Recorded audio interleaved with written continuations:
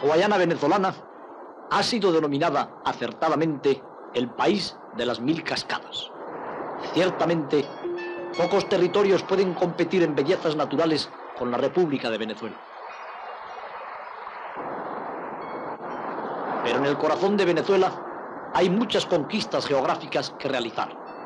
Quedan todavía maravillosos ríos, escondidas lagunas y solitarias montañas donde no ha puesto la planta el ser humano. Volando sobre la selva del territorio sur, se pueden contemplar caídas de agua que no tienen nada que envidiar al famoso Salto Ángel, famoso en el mundo entero. Y precisamente, el equipo del hombre y la tierra no quiso dejar Venezuela sin conquistar una importante cota geográfica. Para ello contamos desde el primer momento con la colaboración de Codesur, que puso a nuestra disposición sus helicópteros y sus técnicos. Fuimos sometidos a un riguroso entrenamiento. Era necesario que subiéramos y bajáramos por las escalas a las naves que nos habían de transportar primero al solitario Cerro Autana, la montaña sagrada de los indios Piaroas, y después a la laguna del Rey Leopoldo, donde no había puesto jamás la planta el hombre.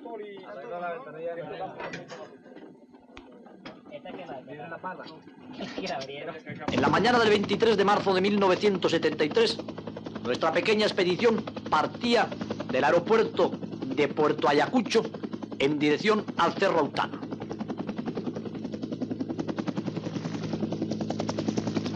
Según la técnica de la preparación, debían de volar 2 helicópteros. En el primero íbamos los que montaríamos el campamento para alojar a todo el grupo compuesto por 11 personas. Permaneceríamos constantemente en contacto radiofónico con nuestra base. Volando desde Puerto Ayacucho, que es el último gran enclave humano en el sur de Venezuela, se puede comprobar perfectamente cómo la selva, depauperada en las inmediaciones del poblamiento que muestra las casas comunales de los indios, se va haciendo poco a poco tupida hasta transformarse en la auténtica selva virgen.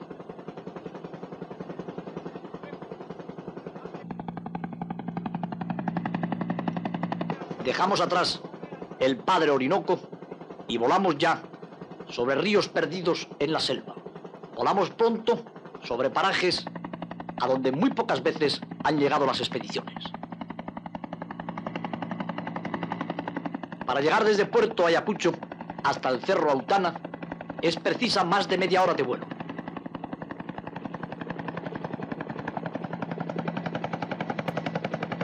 Las apretadas copas de los árboles ponen muy bien de manifiesto que la caída de un avión en estas latitudes supondría un accidente irreparable.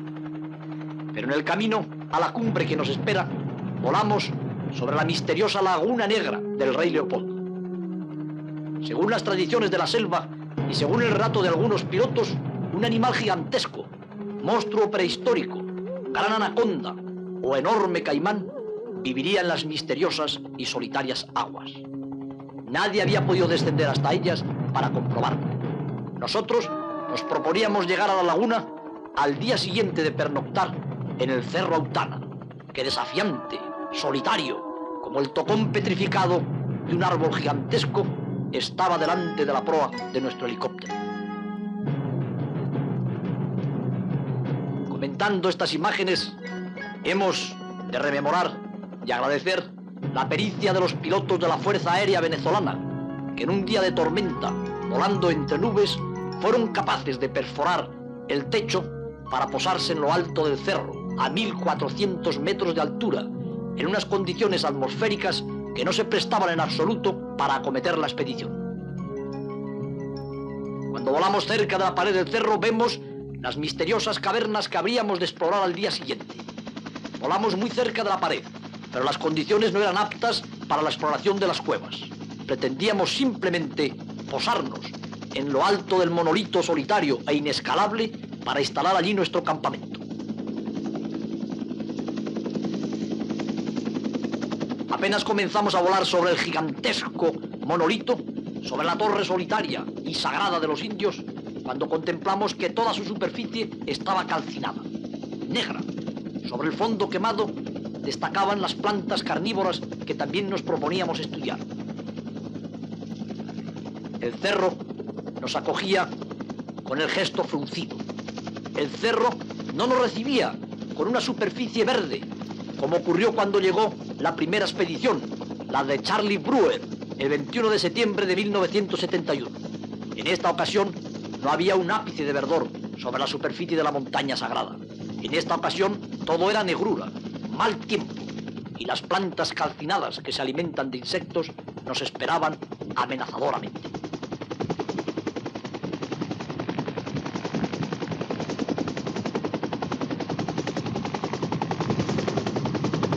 El técnico en helicópteros de Codesur realiza un perfecto aterrizaje y podemos así descender con nuestro equipo ligero.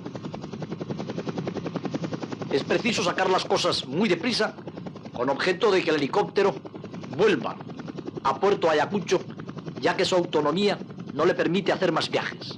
Después vendría la segunda aeronave que transportaba al resto del equipo. Sentíamos una impresión extraña al pisar el techo solitario del Cerro Autana. Estábamos en lo alto de una montaña que lleva separada del resto de la selva más de 500 millones de años. Forma parte de un sistema geológico que se conoce con el nombre de Formación Roraima. Es de arenisca, con granito entreverado. Estábamos a 1400 metros de altura sobre la selva virgen. Aún no habíamos terminado de montar nuestro pequeño campamento cuando llegó el segundo helicóptero. Pero estas imágenes no pudieron ser filmadas. Una tormenta se declaró en aquel momento.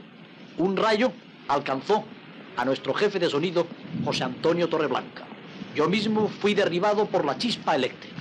Por consiguiente, hubo que devolver rápidamente a Puerto Ayacucho a toda aquella parte de la expedición. 6 personas. Solo habríamos de pernoctar, por consiguiente, 5 en la gran torre de la selva.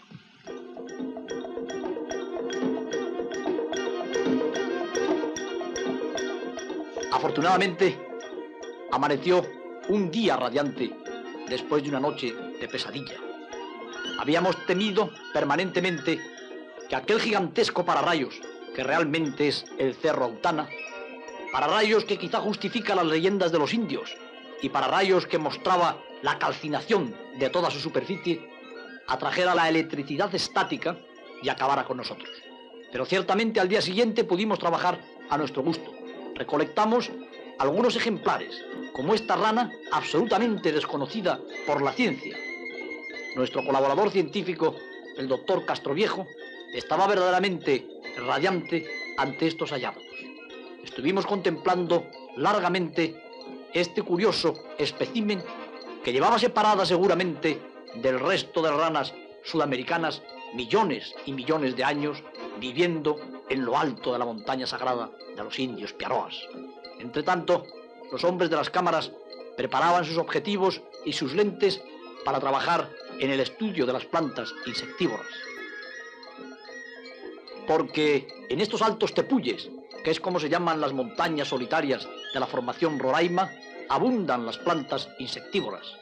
Parece ser que la carencia de nitrógeno de estos suelos tremendamente lavados y húmedos han llevado a los vegetales a adaptarse para obtener este elemento necesario de los animales vivientes. De esta forma, aparecen en lo alto del Cerro Autana, sobre todo, plantas carnívoras. Plantas que están dotadas de una especie de trampas para capturar los insectos. De alguna manera, los insectos son atraídos por estos extraños seres vivientes que se nutren en lo alto de las montañas con las proteínas de los insectos y de otros invertebrados. Atesoran el agua y están rodeadas de una serie de hojas que las defienden seguramente de los incendios tan frecuentes en el área por los rayos. El golpe de nuestro machete pone al descubierto su tesoro acuático. Y abriendo una de estas plantas carnívoras, podemos llegar hasta su estómago, hasta el lugar donde están los restos de su digestión, donde están los élitros de docenas y docenas de insectos que han ido cayendo día tras día en la trampa mortal. Sobre mi mano, convenientemente desmenuzados por nuestras navajas y machetes, aparecen los restos de los insectos. Y aquí se puede ver perfectamente cómo la calidad de ánfora, la estructura de estas plantas, hace que los insectos caigan en el interior del fondo de la copa, en la cual siempre hay una cantidad mayor o menor de líquido y en la cual se encuentra lo que podríamos llamar el aparato digestivo de la planta insectívora. Las hojas son fuertes, coriáceas, cuesta trabajo cortarlas con la navaja o con el machete, pero de esta manera podemos mostrarles lo compleja que es esta vegetación y cómo aislada en estos monolitos solitarios ha ido evolucionando hasta transformarse en perfectos aparatos de captura que permiten a las plantas sobrevivir en estas altas cotas, obteniendo de los animales las proteínas y el nitrógeno que precisan para desarrollarse. Los élitros de un gran coleóptero, restos de multitud de insectos. Raramente habían sido estudiadas estas plantas. La primera expedición, la de Charlie Brewer, las cita ya en sus comunicaciones y nosotros tuvimos la suerte de dedicarlas una mañana entera de observación. Hoy día, nuestros informes, hoy día los especímenes que portamos a España y que dejamos en Venezuela están siendo clasificados y estudiados por botánicos, entomólogos y zoólogos. Nosotros trabajábamos febrilmente cuando llega ya el helicóptero que habría de devolvernos a la base de Puerto Ayacucho.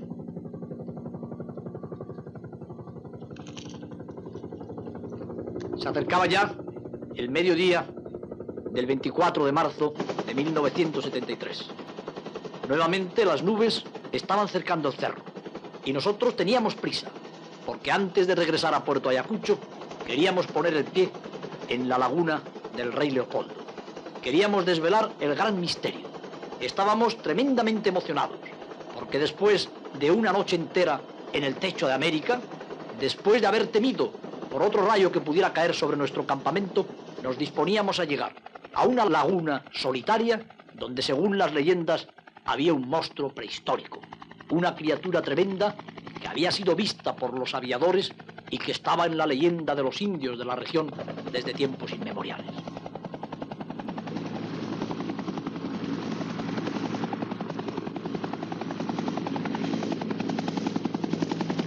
Pero las condiciones atmosféricas eran óptimas para realizar un vuelo en torno al Cerro Autana antes de alejarnos, quizá para siempre, de la montaña sagrada de los indios piaroas.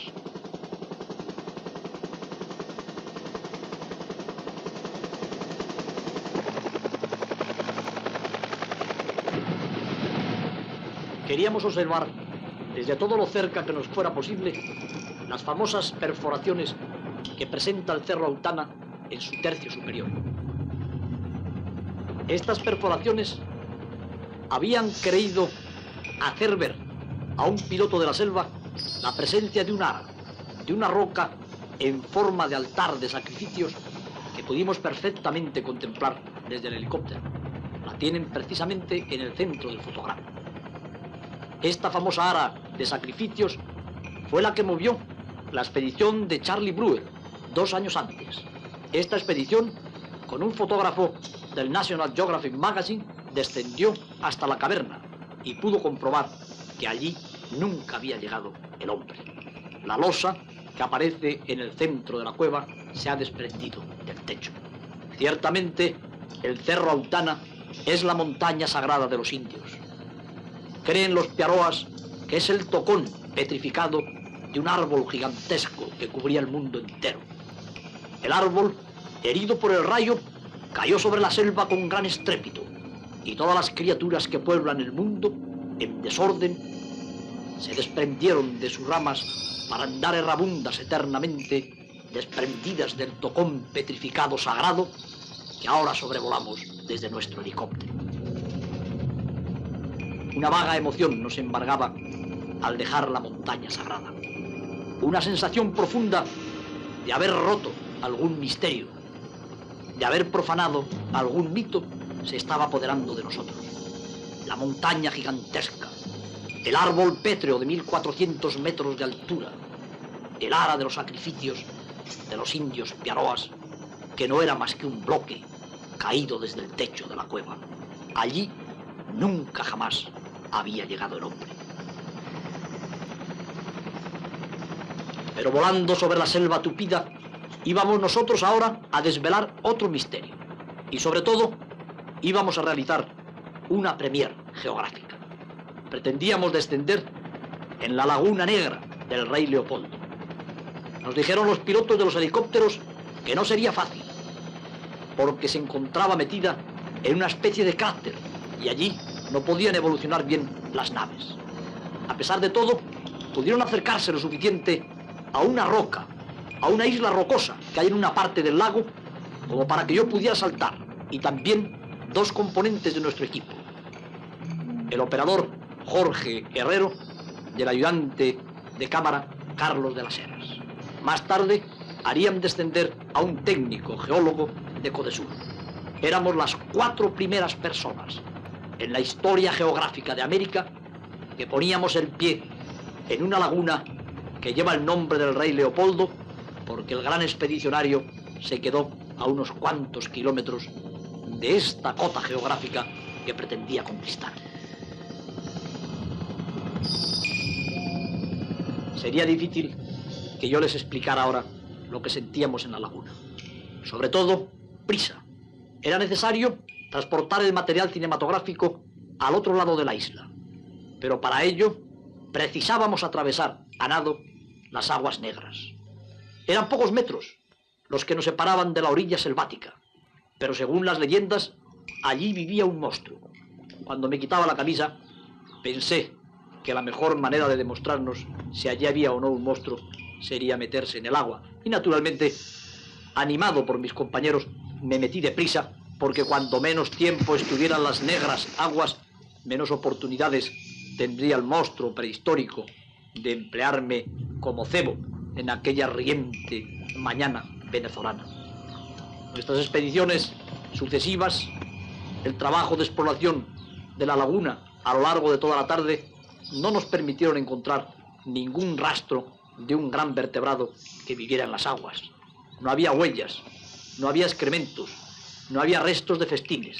Por consiguiente, podemos decir que bajo nuestro punto de vista de zoólogos, allí no puede vivir ningún gran depredador, porque los depredadores dejan siempre rastros de festines, de pasos o de excrementos. Ciertamente, explorando las orillas de la solitaria laguna, pudimos ver que los tapires bajan hasta ella para beber sus aguas. Es posible que un gran tapir llamó la atención de un piloto y que el piloto lo tomó por un monstruo prehistórico. Había también pájaros en el bosque que rodea la laguna, sobre todo guacamayos y algunos colibríes. Pero no había ni rastro del pretendido monstruo prehistórico. Pasamos una jornada inolvidable en la laguna del Rey Leopoldo. Exploramos con todo el detenimiento que pudimos, en solamente 5 o 6 horas, las orillas boscosas de las aguas negras.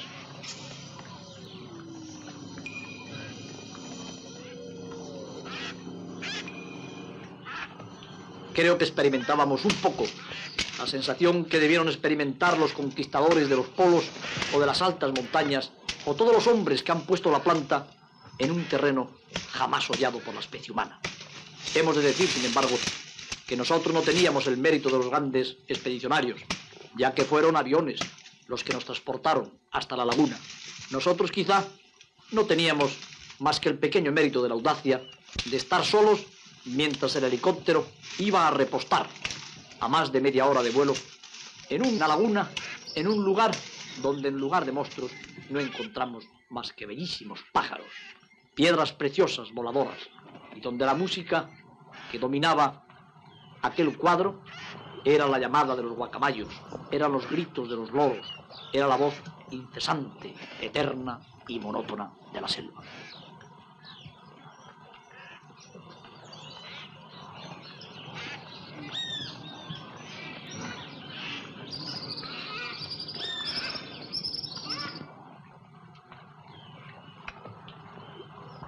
Caía la tarde.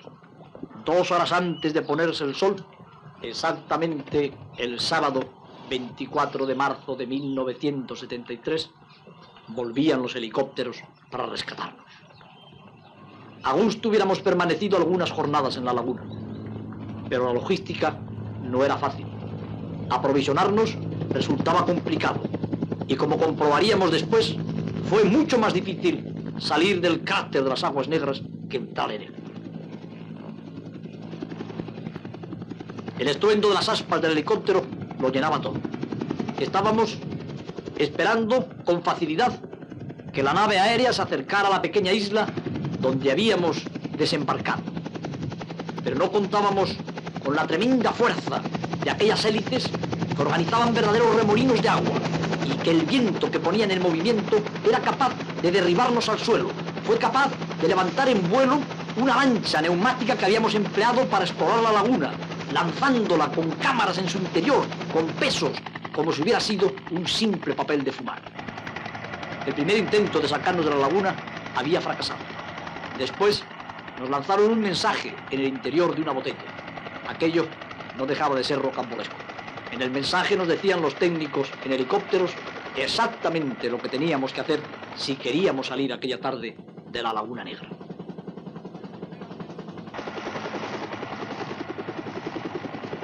Con todo detenimiento fuimos transportando primero las cosas a la isla central, al único sitio a donde podía acercarse el helicóptero.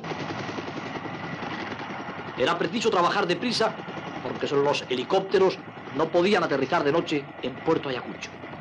Comenzamos por pinchar en todas partes aquel artefacto que nos había servido para explorar la laguna y que resultaba tan difícil de manejar para introducir nuevamente en el helicóptero.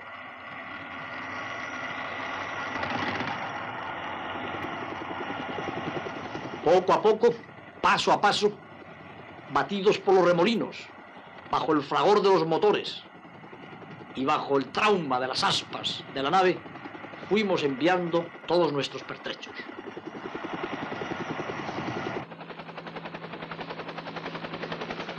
Yo no sé si en la laguna del Rey Leopoldo, aparte de nuestros nombres grabados, quedó algún resto de la visita humana.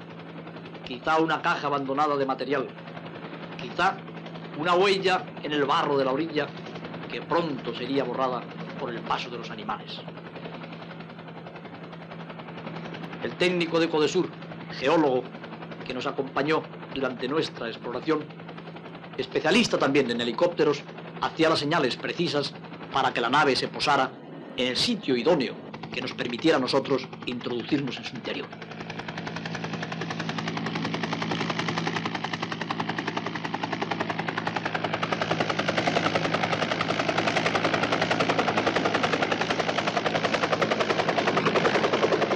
Hemos de reconocer que todo el mérito de esta conquista geográfica pertenece a Codesur y a los pilotos de los helicópteros.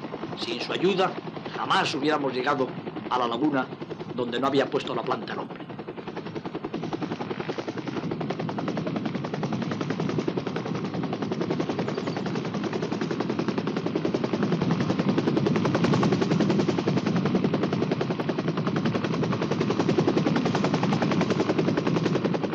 Pocos fueron los especímenes que pudimos recolectar durante nuestras parcas horas de exploración.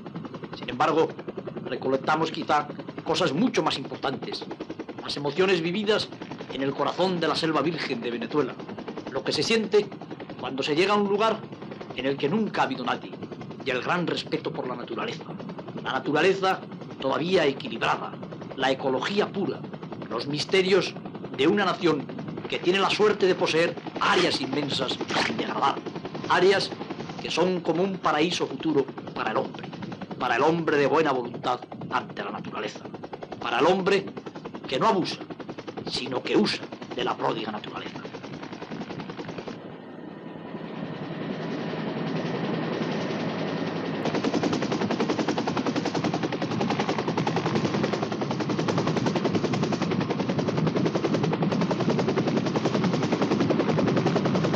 Cuando el helicóptero despegaba de la laguna del Rey Leopoldo, filmado desde el cielo por el segundo helicóptero, nosotros sentíamos la satisfacción de haber cumplido con un deber, de haber terminado un programa que nunca hubiéramos podido llegar a cabo, como decimos, sin la estrecha colaboración de nuestros amigos venezolanos. El 23 y el 24 de marzo de 1973 habíamos coronado el Cerro Autana y habíamos conquistado la laguna del Rey Leopoldo.